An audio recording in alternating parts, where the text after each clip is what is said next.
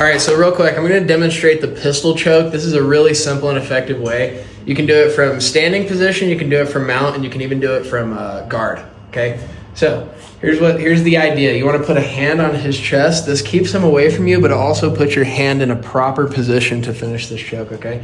So from here, this is really simple, maybe 3 or 4 steps on this. So hand on the chest, you kinda want to grab his trap just a little bit. So your fingers are hanging just over his trap. From here, collar tie right here, okay? And this is really fast and simple, okay? Pull his head down like this, and then grab the top of your wrist, okay? Monkey grip style. And then from here, this is really simple. Just using gravity, kind of put the top of his head under your armpit area.